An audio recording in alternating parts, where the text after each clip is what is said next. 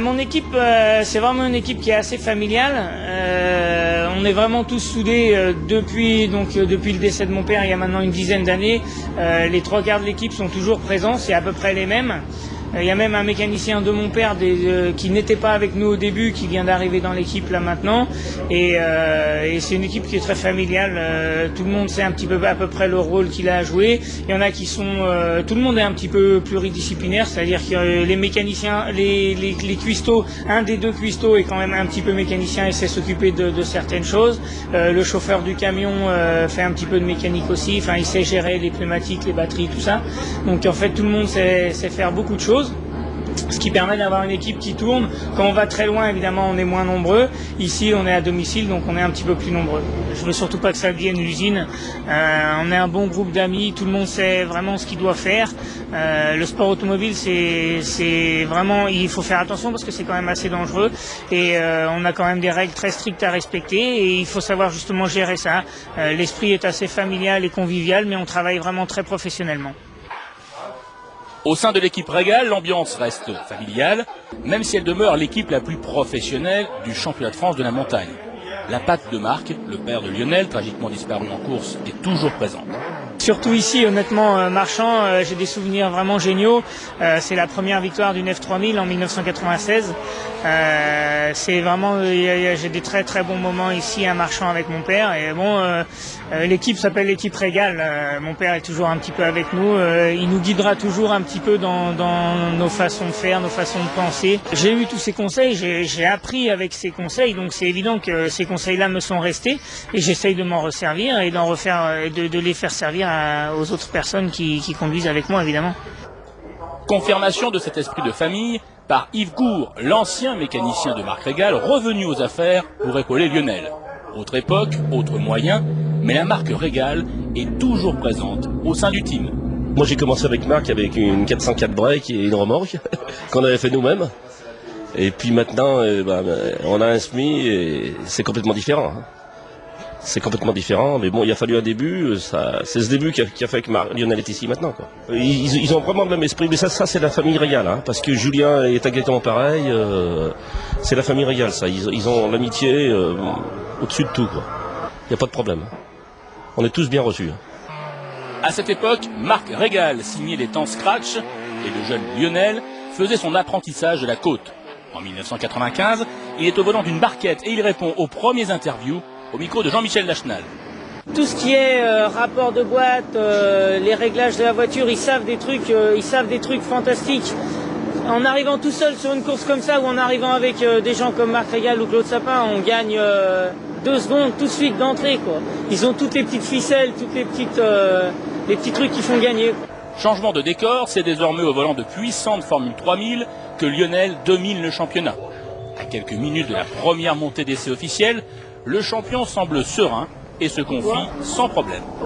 Je pense que chacun a son caractère. Moi, j'ai pas beaucoup besoin de m'isoler. Bon, évidemment, quand je suis sur la ligne de départ, j'aime pas qu'on vienne me parler ou je suis un petit peu. On a besoin quand même d'un moment un petit peu calme avant de partir. Mais moi, j'ai pas besoin de m'isoler des heures et des heures avant la course. Je suis quelqu'un d'assez ouvert. J'aime bien plutôt discuter et c'est comme ça que je me sens le mieux en fait.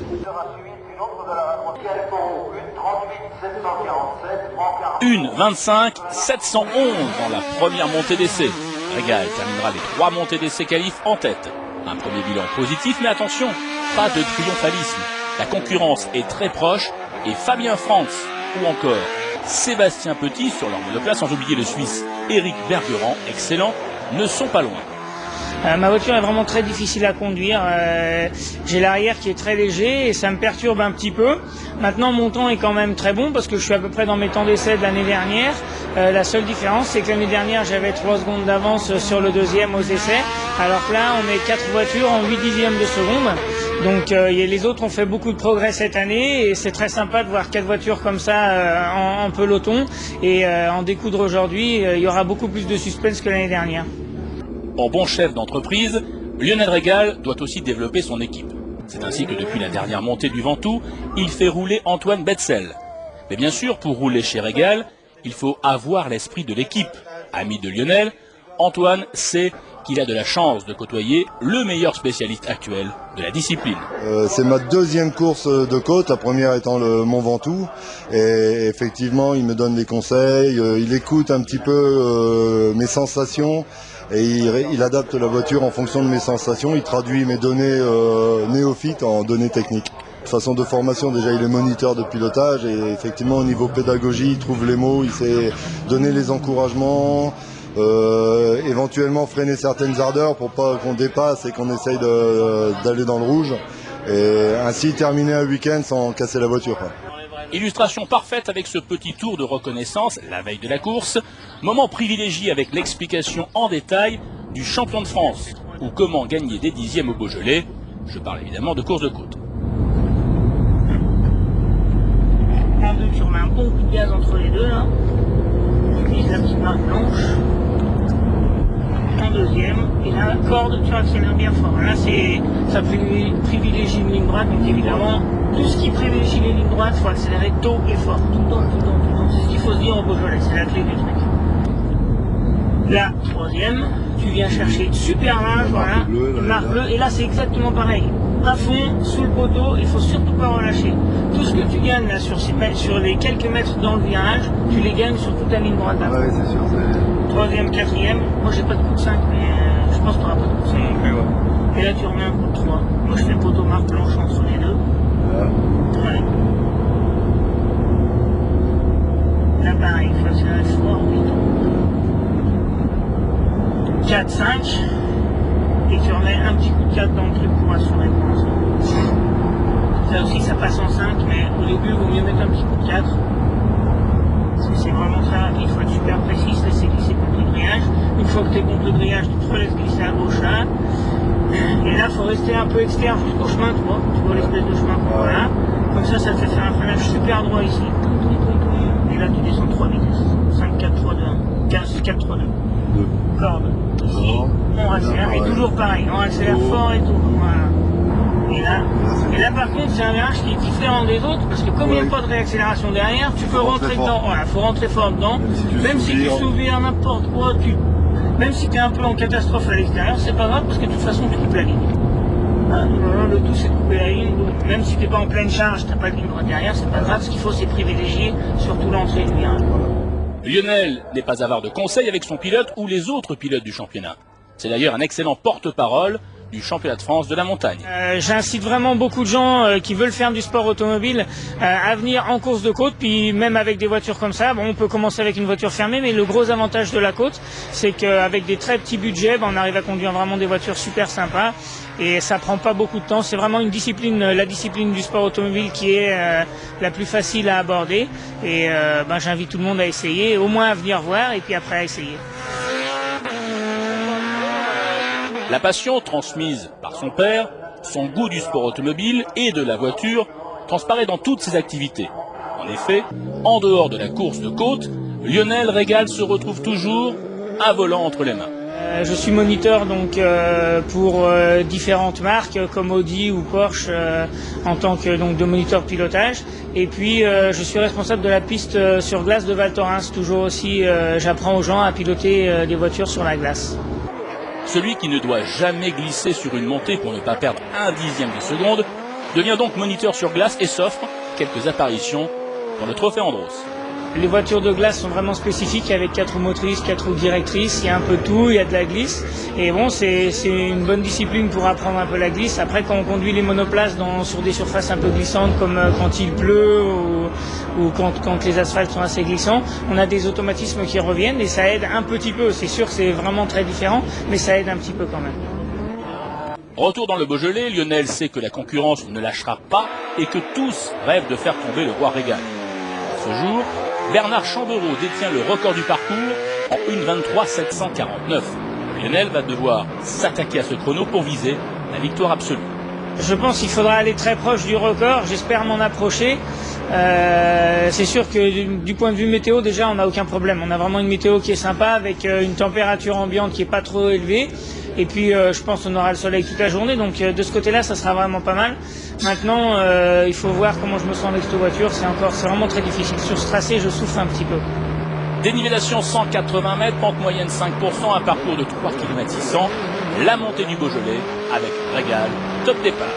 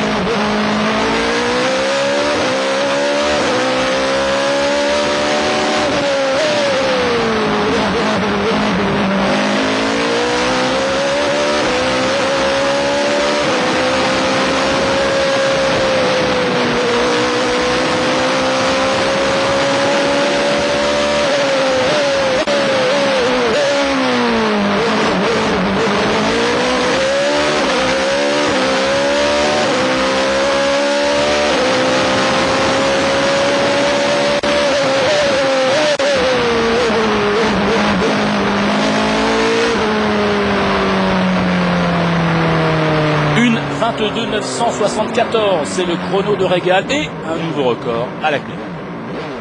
Disons qu'à Marchand, en fait, c'est une piste où il y a des très très grandes lignes droites. On prend plusieurs fois 240 km/h et les moteurs en fait sont beaucoup sollicités. Donc le matin en fait quand l'air est très frais, c'est très souvent que les meilleurs temps se font. Bon là on va voir comment évolue la météo, mais si la température monte, c'est clair que la montée du matin est très importante et celle du soir l'est aussi. Alors je sais pas maintenant, il va falloir que je gère mes pneus neufs, soit je les garde, parce que donc je les ai mis ce matin évidemment. Maintenant, soit je les renlève à midi s'il fait trop chaud et j'économise un petit peu la montée du midi, de façon à rattaquer encore plus fort ce soir si vraiment je vois qu'il y a une possibilité, si ça se rapproche derrière et s'il y a une possibilité de faire un petit peu mieux. Malgré ce record, rien n'est encore joué. Lionel a raison de se montrer prudent, le Suisse Berkeran est déchaîné, il va devancer Fabien France dans la première montée avant que ce dernier ne réplique dans la seconde. Le pilote du Doubs se rapproche du leader, il signe un excellent 1:23.185 obligeant la Reinhardt numéro 1 à une réaction immédiate. Un dixième de mieux et nouveau record, mais Régal n'est pas encore pleinement satisfait. Je suis un petit peu déçu parce que j'étais parti pour améliorer un peu plus et puis finalement je reste seulement un dixième en dessous du temps de ce matin, donc c'est pas assez, surtout que tout à l'heure ce matin j'avais 6 dixièmes et demi d'avance, là j'en ai plus que 3,7, 4 dixièmes on va dire, c'est vraiment très peu ici. Et bon, ça s'est vraiment rapproché. L'année dernière, avec un temps comme ça, j'étais dans un fauteuil et là, j'ai 4 concurrents aux fesses qui poussent. Bon, c'est sympa pour la course. La fin de saison va être vraiment très animée. Et je pense même la dernière montée ici, il va falloir encore enlever un petit peu de temps parce que Fabien France c'est vraiment très rapide aujourd'hui. Je crois qu'il a encore fait une petite faute de vitesse là, donc ça veut dire qu'il a encore de quoi progresser. Moi je vais essayer de renlever encore un petit peu de temps à la dernière. Un champion doit se remettre en cause, même lorsqu'il est en tête. Régal se remet au travail car tout peut encore se passer lors de l'ultime montée. Il y a beaucoup de difficultés dans le haut du parcours, mais c'est pas une raison. C'est clair que bon, la première partie du parcours est un petit peu plus courte que la deuxième, mais j'ai un dixième de retard. Je vais travailler plus sur la partie du bas que sur la partie du haut. Finalement, rien ne changera lors de la troisième montée. En groupe CN, Éric Pernaut décroche une nouvelle victoire, avec lui aussi un nouveau record de la montée en sport proto. Il a fallu faire une deuxième montée super pour assurer le coup et c'est ce que j'ai réussi à faire puisque j'ai fait 25 500, ce qui veut dire que le record est descendu de 4 dixièmes et puis mes plus proches adversaires n'ont pas amélioré. Donc sur les deuxième et troisième montées j'étais encore devant, dominateur, et donc ce qui fait une belle victoire ce soir. À noter les victoires en groupe A de l'inusable Francis Dauzière. La belle réaction de Sapin qui coiffe Bouche sur le fil en catégorie F3A. Et la surprise en GT, à faire chuter tous les bookmakers de la course de côte, ce n'est pas Christian Debias qui gagne, mais Santarelli. Pour le classement Scratch, Sébastien Petit échoue au pied du podium. C'est Eric Bergerand qui prend la 3e place lors de cette épreuve en Beaujolais. Un petit peu déçu c'est du résultat. J'aurais espéré pouvoir me glisser entre Fabien et Lionel. Maintenant, au vu des chronos que j'ai fait, je pense que c'est amplement satisfaisant vu que sur ma dernière montée, je suis plus qu'à 6 dixièmes du record et du vainqueur. Donc les écarts étaient vraiment très fins et c'est une loterie après.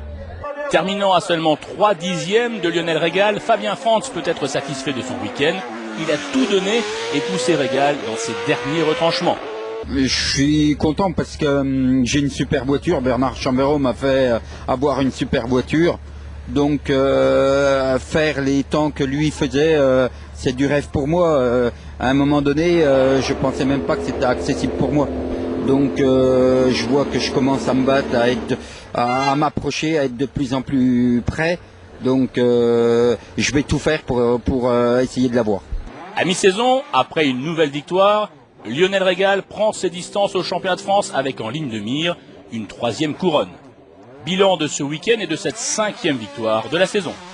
Un petit peu plus dur, c'est vrai que mes adversaires étaient très proches de moi. Bon, je montre quand même que j'ai bien gardé mon terrain parce que j'ai gagné quand même les 5 montées, donc c'est quand même assez positif. Mais c'est vrai que derrière moi c'était très près et bon, ça me fait plaisir franchement. Fabien Frantz devait attaquer vraiment très fort. Il est parti à la faute malheureusement à la dernière montée et j'ose pas savoir son temps si toutes ces attaques seraient passées. Et la semaine prochaine on est chez lui à Villafan, donc ça va être à mon avis un grand moment. Ça va attaquer très fort. Merci à Lionel Régal et son équipe pour l'accueil durant ce week-end. On le voit sur ces images, Lionel sait bien s'entourer. La semaine prochaine, Trajectoire sera au cœur de l'actualité avec le championnat de France des rails sur terre. Pour l'épreuve de Diois, un seul mot d'ordre, tous contre Jean-Marie Cuoc. Et dans la lignée de ce magazine consacré au championnat de France de la montagne, autre rencontre avec un grand champion. La référence même en matière de rallycross, puisque Trajectoire ira à la rencontre de Jean-Luc Payet lors du rallycross de Lavarée dans la Sarthe. Bonne semaine, au revoir.